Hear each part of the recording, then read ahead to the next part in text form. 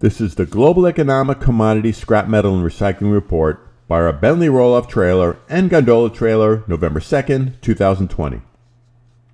U.S. weekly crude steel production rose to 1.542 million tons, a multi-month high on continued slow U.S. and global growth. Crude oil price fell to $35.79 a barrel, the lowest in 5 months. Note the 2018 high, which matches the 2018 peak of U.S. GDP growth. Importantly, the U.S. growth has slowed since 2018, pre-COVID. Now, oil is down on global growth concerns as there are major new COVID European restrictions. The U.S. weekly oil rig count rose to 221, a multi-month high, but it is still down a staggering 86.3% from the 2014 high. Oil industry high-wage jobs remain severely depressed. U.S. weekly crude oil production, imports, and exports. Production rose to 11.1 million barrels a day, a multi-month high. See the graph below. Imports rose to 5.7 million barrels per day, and exports rose to 3.5 million barrels a day, so the net was 2.2 million barrels per day of crude oil imports into the U.S. Scrap steel number 1 HMS export buying price Philly remained steady at $225 a gross ton on slight upward pressure due to demand.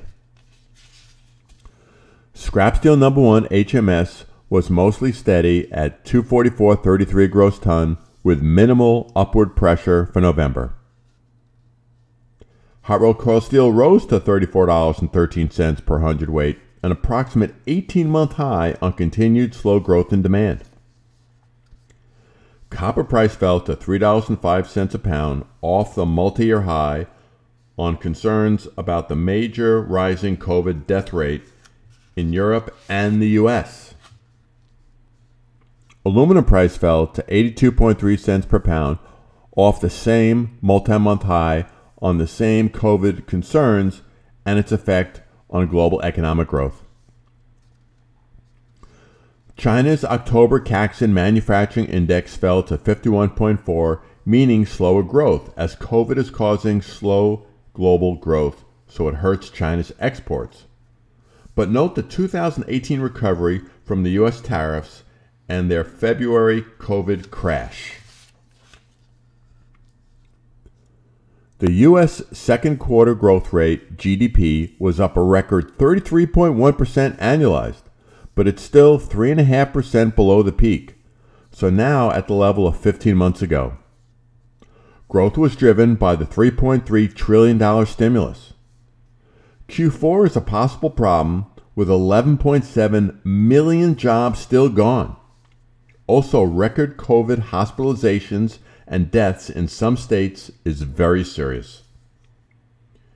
U.S. weekly initial jobless claims fell to 751,000, the lowest since March, but another 360,000 self-employed people also applied, so the total was 1.1 million.